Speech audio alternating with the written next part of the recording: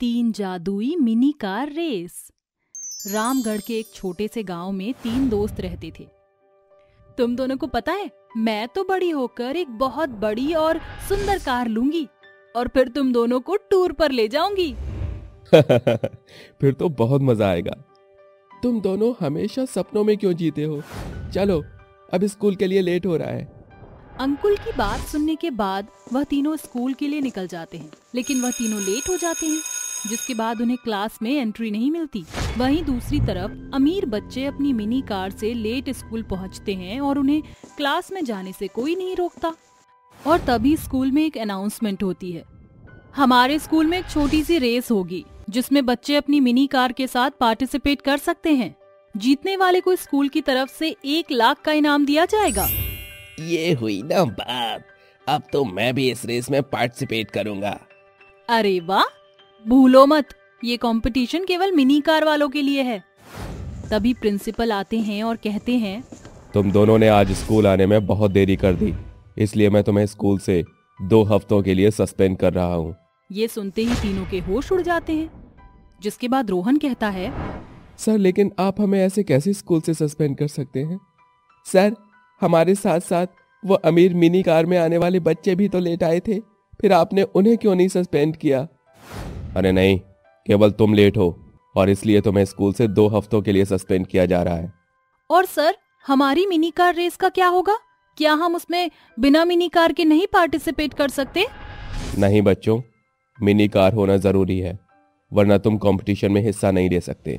ये कहकर वह वहाँ से चले जाते हैं। वहीं दूसरी तरफ उन तीनों को 1 हफ्ते का सस्पेंड लेटर मिल जाता है, जिसके बाद स्कूल का गार्ड उन्हें स्कूल से बाहर निकाल देता है और वह चलते चलते एक जंगल में जाकर पेड़ के नीचे बैठ जाते हैं। हम गरीब बच्चों के साथ ही ऐसा क्यों होता है? अब मैं अपनी मम्मी पापा को क्या कहूँगा? वो लोग तो मुझे बहुत मारेंगे। वह दोनों सस्पेंड होने पर रो रहे होते हैं। वहीं दूसरी तरफ अंकुल मिनी कार रेस के बारे में सोच रहा होता है। सोचो दोस्तों, अगर हमने मिनी कार कंपटीशन जीत लिया तो हमें पूरे 1 लाख रुपए इनाम में मिलेंगे। तभी वह तीनों जिस पेड़ के नीचे बैठे होते हैं, उस पेड़ से एक जादुई परी बाहर निकल कर आती है और कहती है, तुम तीनों मुझे परेशानी में लग रहे हो, क्या मैं तुम्हारी परेशानी का कारण जान सकती हूँ? परी की बात सुनते ही वह तीनों अपनी सारी समस्याएं बता देते हैं, जिसके बाद परी अंकुल से कहती है, अंकुल, तुम रेस क्यों जीतना चाहते हो? हम बहुत ही गरीब हैं और रेस जीतकर मैं भी अमीर बनना चाहता हूँ। परी सबकी बात सुनने के बाद अपनी जादुई छड़ी से वह 3 जादुई मिनी कार बनाती है, जिसमें से एक कार सोने की और दूसरी हीरे की और तीसरी कार पैसों से बनी होती है।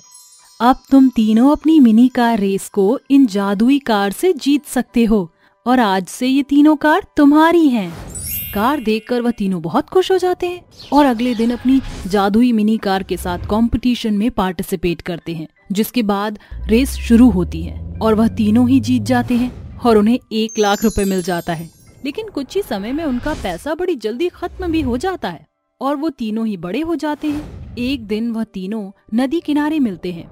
मैं बहुत ही परेशान हूँ, मेरे पास आगे की पढ़ाई के लिए पैसा नहीं है और एडमिशन फीस 5 लाख है। हाँ, मैं भी कुछ ऐसे ही परेशान हूँ। मुझे इंजीनियर की पढ़ाई करनी है, लेकिन मेरे परिवार वालों के पास इतने पैसे ही नहीं हैं कि वो आगे कुछ कर सके। तभी रोहन कहता है, मैं तो एक होटल खोलना चाहता हूँ, लेकिन पैसा न होने की वजह से मेरे पास कोई भी रास्ता नहीं है। वह यह सब सोच ही रहे होते हैं, इतने में सोने की कार से अपने आप सोने के सिक्के निकलने लगते हैं और वहीं दूसरी तरफ हीरे की कार से हीरे और पैसों से बनी कार से पैसा निकलने लगता है, जिसे देखते ही अंकुल कहता है, अरे जरा इन्हें देखो, ये केवल जादुई मिनी कार नहीं है और ना ही केवल रेस के लिए है, इनके अंदर से तो सोना, पैसे और हीरे भी निकलते हैं।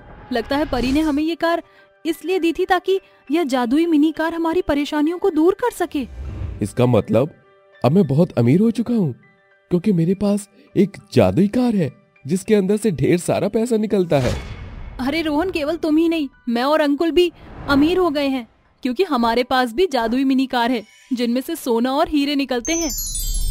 वह तीनों अपनी अपनी कार से निकले हीरे, सोना और पैसा लेकर अपनी परेशानी को दूर कर लेते हैं जहां अंकुल इंजीनियरिंग की पढ़ाई शुरू कर देता है, वहीं राधा भी आगे की पढ़ाई के साथ साथ उन पैसों से गरीब लोगों की मदद करने लगती है। रोहन भी अपना एक होटल खोल लेता है। एक दिन रोहन के होटल के सामने एक औरत आती है और कहती है, बेटा मुझ गरीब पर रहम करो, कुछ खाने के लिए दे दो, कई दिनों से भूखी हूँ। रोहन को उस औरत पर दया आ जाती है और वह उसे खाना खिलाता है और तभी वह सोचता है, क्यों न मैं एक छोटा सा होटल गरीब और बेसहारा लोगों के लिए खोल दूं? बेचारे गरीब लोग कम से कम खाना तो खा सकेंगे। यह सोचकर वह अपनी पैसा निकालने वाली मिनी कार के पास जाता है और कहता है, जादुई मिनी कार, गरीब लोगों के लिए एक छोटा सा होटल खोलना चाहता हूँ, क्या उसके लिए तुम मेरी मदद करोगी? रोहन के इतना कहते ही मिनी कार से ढेर सारा पैसा निकलने लगता है और जिसके बाद वह उस पैसे की मदद से गरीब लोगों के लिए एक छोटा सा होटल खोल लेता है। वहीं दूसरी तरफ एक दिन अंकुल अपनी मिनी कार में अपने गांव की सैर करने निकलता है, जहां वह देखता है कि उसके गांव में लोगों के पास पक्के मकान नहीं है। इसलिए वह सोचता है क्यों ना उसे लोगों की मदद करनी चाहिए। इसलिए वह अपनी मिनी कार के पास जाता है और उससे कहता है, मेरी जादुई मिनी कार, मैं तुमसे अपने लिए कुछ नहीं मांगना चाहता, लेकिन मैं अपने गांव वालों की मदद करना चाहता हूँ और उन्हें पक्का मकान बनाकर देना चाहता हूँ। तभी जादुई सोने की कार से ढेर सारे सोने के सिक्के निकलने लगते हैं, जिसके बाद अंकुल सोने के सिक्कों की मदद से गांव के सभी लोगों के कच्चे मकानों को पक्का बनाने लगता है। वहीं दूसरी तरफ राधा भी गरीब लोगों की मदद करने के लिए अपनी जादुई मिनी कार के पास जाती है और कहती है, जादुई मिनी कार, हमारे गांव में एक भी स्कूल गरीबों के लिए नहीं बनाया है। अगर मैं एक हाई स्कूल गरीब लोगों के लिए बना दूंगी तो हमारे गांव के सभी लोग शिक्षित हो जाएंगे। क्या इसमें तुम मेरी मदद करोगी? राधा के इतना कहते ही जादुई मिनी कार से ढेर सारे हीरे निकलते हैं, जिसके बाद राधा भी एक बहुत बड़ा हाई स्कूल खोलती है और जिसमें गरीब लोगों के लिए पढ़ाई बिल्कुल फ्री होती है। ऐसे ही उनका गांव धीरे धीरे तरक्की करने लगता है। एक दिन वह तीनों टूर के लिए निकलते हैं। आखिरकार हम तीनों के सपने पूरे हो गए और अब हम तीनों कहीं अच्छी जगह घूम कर आएंगे और खूब मजे करेंगे।